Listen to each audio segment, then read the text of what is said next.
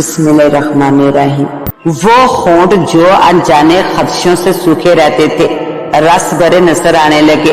वो बाल जो खुद जाड़ियों की मांद उलझे हुए थे रेशम के लच्छे से लगने लगे।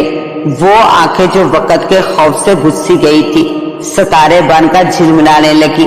वो खदो खाल जो पुराने और मैले किसीले लिबास की कब्र में दफन थे वो एक भरपूर औरत निकल आई और खूबी ये कि बला की सलीका शार हुनरमंद सुगड़ और शास्ता कलाम थी। वो घर में रहते हुए सजती थी। कोई सौदा सलाह बेचने वाली औरत घर में आती तो इसे बेगम साहबा कहकर मुखातब करती थी। शुमैला इसे खाला कहती थी। मैं आपसे झूठ नहीं बोलूंगा, वो मुझे अच्छी लगने लगी। रात को जब वो मुझे ख्वाबगाह में दूध का गिलास देने आती तो बरसों के मेरे सोए हुए जज्बे मेरी कान पट्टियों पर हथौड़े बरसाने लगे, मगर हरामकारी मेरी तबीयत में नहीं थी। मैं सोचता रहा और आखिरकार एक दिन मैंने फैसला कर लिया। सुनो रजिया, मैं चाहता हूँ कि तुम ज्यादा बाइज्जत तौर पर इस घर में रहो। शुमैला से तुम्हारा ज्यादा करीबी रिश्ता अस्वार हो जाए और मैं मुनाफकत का मरीज ना बनूं। तुम मुझसे निकाह कर लो। इसकी लंबी पलकें झुक गई।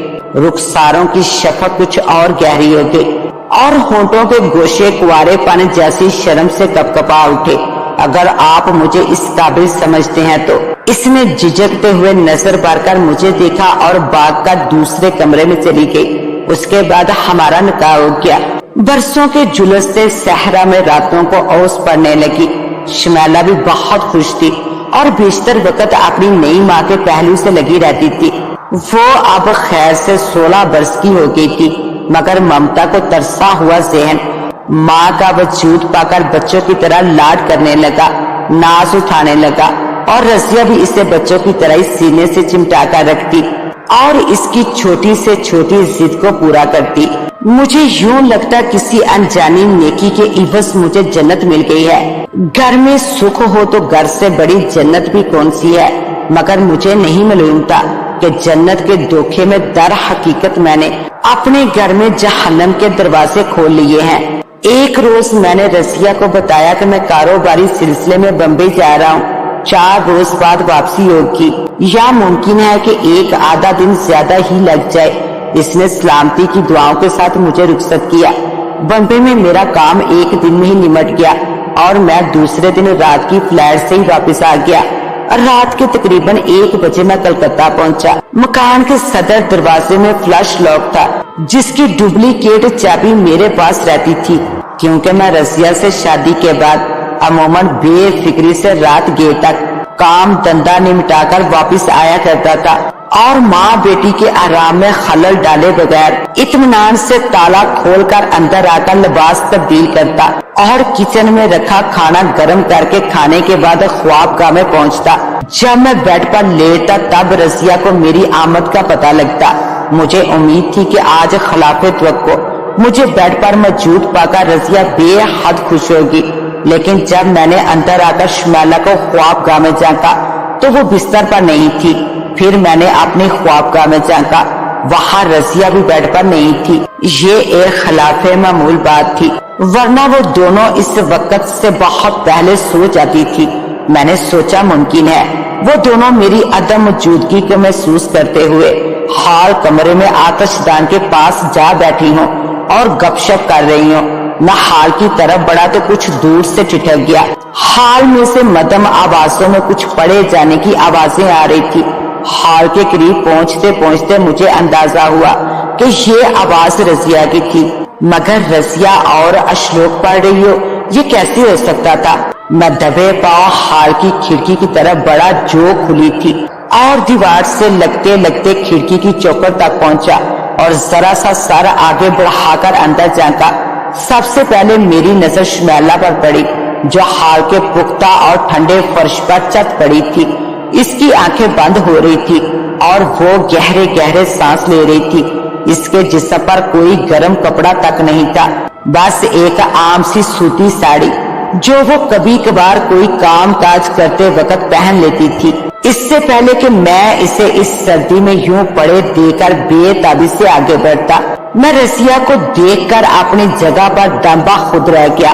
आज इसका रंग ढंग ही और था। इसने 4 खाने की एक सूती साड़ी खास हिंदू स्टाइल से बांधी हुई थी। मांग में संदूर और माथे पर तिलक था।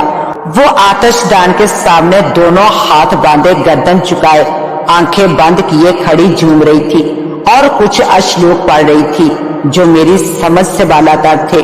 और सबसे ज्यादा हैरत की बात ये कि इसके सामने हनुमान की मूर्ति रखी थी जिसे मैं बगीचे में दफन कर चुका था। मूर्ति खूब साफ सुथरी नजर आ रही थी और दूर से ही चमकती दिखाई देती थी। उसी वक्त रसिया ने पढ़ना बंद कर दिया, लेकिन हाथ बदसतवार बांधे रखे और आंखें भी बंद ही रखी। जरा तवक्कुफ के बाद इसने मदम मगर साफ लहजे में कहना शुरू किया, और आज वो शुभ घड़ी भी आन पहुंची कि मैं तेरे चरणों में आज ये कुंवारी कन्या का बलिदान कर रही हूँ। शुभ घड़ी देखने और तेरे दर्शन करने के लिए मैंने कैसे कैसे जतन किए हैं वो तू ही जानता है। अब तू भी अपना वादा पूरा कर और आकर मुझे दर्शन दे और 1000 साल के लिए मेरी आत्मा को मेरे शरीर में कैद कर दे। मैं 1000 साल तक जिंदा रहकर जीवन की ऐशो इशरत देखना चाहती हूँ। यहाँ तेरे आश्रम को नष्ट करने का उपाय मैंने कर दिया है। अब तू भी अपना वचन निभा। जब तक मैं इसकी बात का पूरा मतलब सही तौर पर समझता, उस वक्त तक हाल का फर्श यूं शक हुआ जैसे पिघले हुए मोम में अबाल आया हो, और जहाँ शमैला लेटी थी इसके ऐन नीचे से मटीले रंग की एक गोल सी सतह इस तरह उभरने लगी कि शमैला इस सतह पर ही लेटी थी और इसके साथ साथ बुलंद हो रही थी। जब ये सतह कुछ और बुलंद हुई तो मैंने देखा कि वो एक बहुत बड़ी खोपड़ी का ऊपरी हिस्सा था।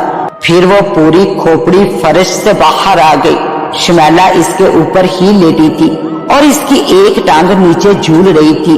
ये खोपड़ी कम से कम 8 फुट बुलंद थी और इस कदर भयानक कि मुझ जैसे मजबूत असाब के मालिक पर भी लज्जा तारी हो गया। इसके मुंह के भयानक तरी गड़े में 2 मुड़े हुए स्याह दांत नजर आ रहे थे और इसकी एक आंख की जगह भी तारीख खला था, मगर दूसरी आंख जिंदा थी। उस आंख से खून टपक रहा था और ढीला गोया शोले बरसा रहा था।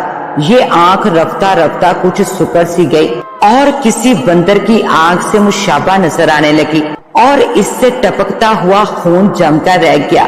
जो कतरे खोपड़ी पर फिसल रहे थे वो भी अपनी जगह साकत हो गए। रसिया जो भी दर हकीकत वो थी सजदे में गिरी पड़ी थी। उसी वक्त ऐसी आवाज आई जैसे हजारों बंदर एक साथ बोल रहे हो। फिर एक मनमनाती हुई आवाज ने कहा, जा दासी, तेरे मन की कामना पूरी हो गई। इसके बाद वो खोपड़ी वापस फर्श पर उतरने लगी।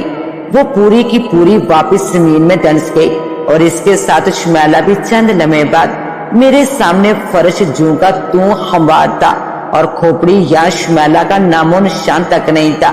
मेरी आंखों के सामने अंधेरा छाने लगा। मुझे एहसास हुआ कि आखिर मैं यूं दम्बा खुद क्यों खड़ा रह गया। मेरी बच्ची मेरी नजरों के सामने गायब हो गई और मैं खड़ा रह गया। मेरी कान पट्टियां फटने लगी। मैं चंद लम्हों तक शक और यकीन के दरमियानी खला में झूलता रहा, फिर चकराकर जमीन पर गिरा और दुनिया माफिया से बेखबर हो गया। जब मुझे होश आया तो मेरा सर रसिया की गोद में था और वो हस्बे मामूल मेरी वफादार बीवी के रूप में मेरे चेहरे का पसीना अपनी साड़ी के पल्लू से पोंछ रही थी। मैं उछलकर इसकी गोद से अलहदा हो गया। शमैला कहाँ है? मैंने फटी फटी आवाज में पूछा। हाय हाय, इतनी जल्दी आप भूल गए। शमैला की खबर सुनकर ही तो आप बेहोश हो गए थे। रसिया की आंखों में आंसू आ रहे। कौन सी खबर? मैंने वहशत से पूछा। मैंने आपको बताया तो था कि वो काफी दिनों से फिल्मी रिसाले बड़ी लगन से पढ़ने लगी थी।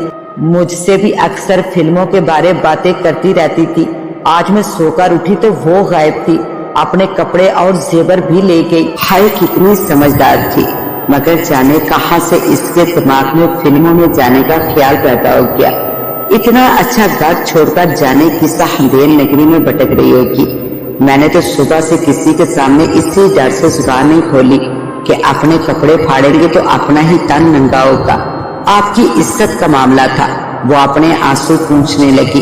बकवास बंद करो जलील औरत, دنیا تمہاری باتوں کا یقین ضرور کر لے گی، مگر میں نے اپنی آنکھوں سے تجھے ہنومان کی بینٹ چڑھاتے دیکھا ہے، میں تجھے زندہ نہیں چھوڑوں گا۔ میں نے دیوانگی کے عالم میں کہا، میں اس وقت بھی اس طرح شلوار کرتا پہنا کرتا تھا اور ایک معزز شریف اور کاروباری آدمی ہونے کے باوجود اپنی حفاظت کے لیے نیفے میں چاقو ضرور رکھتا تھا۔